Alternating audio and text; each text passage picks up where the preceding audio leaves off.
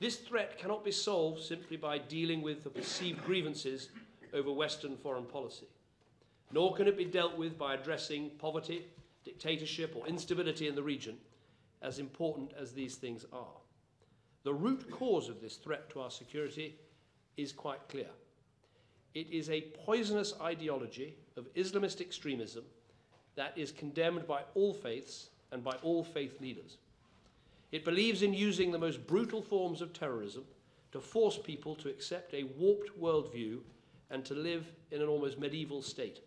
A state in which its own citizens would suffer unimaginable brutality, including barbaric beheadings of those who refuse to convert to their warped version of Islam, the enslavement and raping of women, and the widespread slaughter of Muslims by fellow Muslims, and, of course, the exporting of terrorism abroad.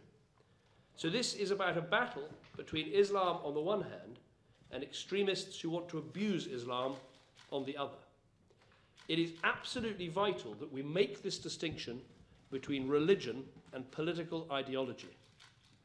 Islam is a religion observed peacefully and devoutly by over 1 billion people.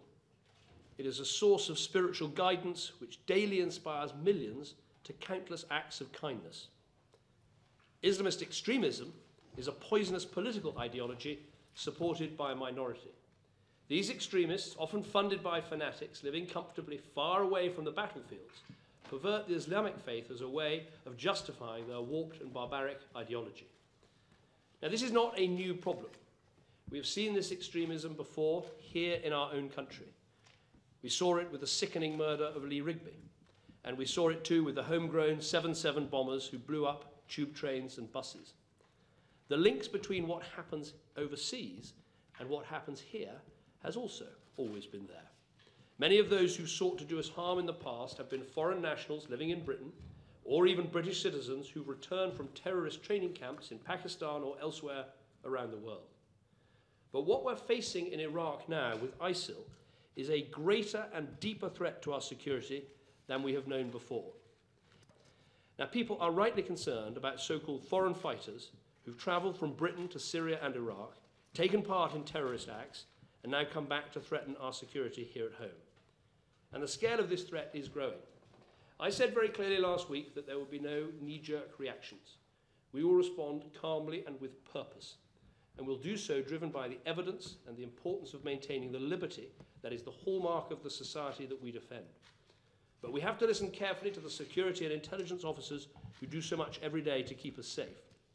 I chaired a meeting a week ago with our intelligence and security services, and we agreed that the answer to this threat was not to dream up some sweeping new power that would be ineffective in practice. But it is becoming clear that there are some gaps in our armoury, and we need to strengthen them. We need to do more to stop people travelling, to stop those who do go from returning, and to deal decisively with those who are already here.